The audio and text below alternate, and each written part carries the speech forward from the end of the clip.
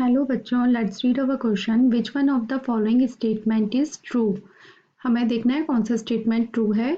Option A, the cell lies dormant during the interphase. B है, the cell increase in size during G naught phase. C, the cell increases in size during G1 and G2 phases. D, the key event of S phase is the synthesis of protein required for mitosis. तो हमारा जो की concept हो जाएगा वो क्या हो जाएगा? Cell cycle. सेल साइकिल क्या होता है? Cyclic sequence of events that takes place to prepare the cell for its division into two daughter cell. Cell cycle क्या होगा? Cyclic sequence of events that takes place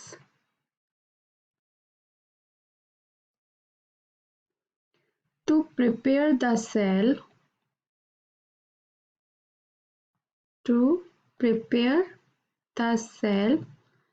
for its division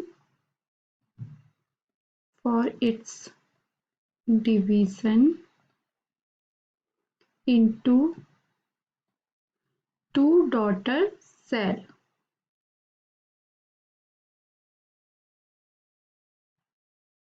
ठीक है, तो इसको हम बोलते हैं सेल साइकिल। अब सेल साइकिल में टू फेजेस होती हैं। फर्स्ट होती है आपकी इंटरफेज,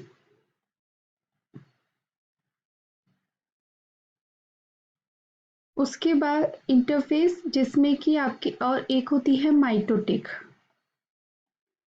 ठीक है, दोनों को कंबाइन भी हम बोल सकते हैं। इंटरफेस में आपके जैसे आती हैं G0, G1, S, G2 and M phase. तो ये माइटोटिक को हम अलग भी लिख सकते हैं क्योंकि इसमें आगे क्या होती हैं, डिफरेंट फेजेस होती हैं, जैसे prophase, metaphase, anaphase, telophase, cytokinesis, karyokinesis. तो ये सब किस में आते हैं? माइटोटिक डिवीजन में आते हैं। काफ़ी सारे इसमें चेंजेस होते हैं, इसलिए ये मेजर स्टेप होती है। कौन सी? Mitotic M state. तो G0 जो G0 स्टेट होती है या G0 फेज होती है उसको बोला जाता है रेस्टिंग फेज। रेस्टिंग फेज मतलब जब कभी किसी सेल को सिग्नल नहीं मिलते हैं या उसमें कुछ एरर आ जाता है तो वो G0 फेज में मूव कर जाती है। G1 फेज होता है जिसमें कि क्या होता है, सेल में ग्रोथ साइज में इंक्रीज होता है। साइज मीन्स ग्रोथ होती है, ग्रोथ एंड मेटाबॉलिज्म कह सकते हैं, क्योंकि इसमें बाकी के जो आगे के सेल डिवीजन के लिए जो भी इंजाइम्स होते हैं या डीएनए रेप्लिकेशन के लिए जो भी इंजाइम्स प्रोटीन चाहिए होते हैं वो G1 फेज में बनते हैं। एस फेज क्या होता है आपका? इसमें डीएनए रेप्लिकेशन होता है। ठीक है, डीएनए रेप्लिकेशन किस फेज में होगा आपका? एस फेज में। G2 फेज में फिर से ग्रोथ साइज में बहुत तेजी से बढ़ता है, रेट बहुत ज़्यादा होती है, और वही उसमें एंड स्ट्रक्चरल यूनिट्स जो होती हैं आगे डिवीजन के लिए, जैसे ट्यूबुलिन प्रोटीन बनना होता है या कुछ भी, तो वो G2 फेज में बनता है। Growth and structural elements synthesis. ठीक है, उसके बाद एम फेज जो होती है उसको हम बोलते हैं सेल डिवीजन की फेज बोलते हैं, या उसको बोलते हैं माइटोटिक। ठीक है, अब अब हम अपना देख लेते हैं हमारे ऑप्शंस क्या क्या हैं। ये हमने सारा समझ लिया। The cell lies dormant during interphase, तो यह इनकरेक्ट है क्योंकि इंटरफेज के टाइम पर सेल क्या होती है? प्रिपेयर होती है for the cell division. Prepare for cell division, तो इसको हम डोरमेंट फेज तो नहीं कहेंगे, तो ये गलत हो गया। The cell increase in size during G0 phase.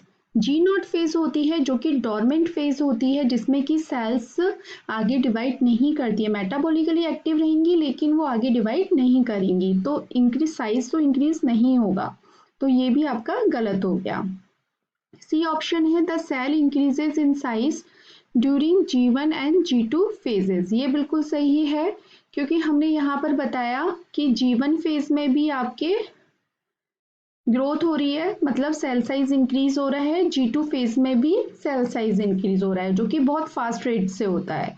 तो हमारा ये वाला जो ऑप्शन है cell size increase in cell increases in size during G1 and G2 phase बिल्कुल करेक्ट है। डी ऑप्शन है the key event of S phase is the synthesis of protein required for mitosis, तो ये गलत हो जाएगा क्योंकि हमने बताया एस फेज में क्या हो रहा है, आपका डीएनए का रेप्लिकेशन हो रहा है, जबकि प्रोटीन और जो भी इंजाइम्स बनने होते हैं वो किस में बनते हैं, G1 और G2 फेज में बनते हैं, तो आपका ये ऑप्शन भी गलत हो जाएगा। तो हमें ट्रू स्टेटमेंट देखना है, तो हमारा जो ट्रू स्टेटमेंट है वो है option C, the cell increases in size during G1 and G2 phases। I hope आपको ये आंसर समझ में आया होगा। Thank you so much, all the best.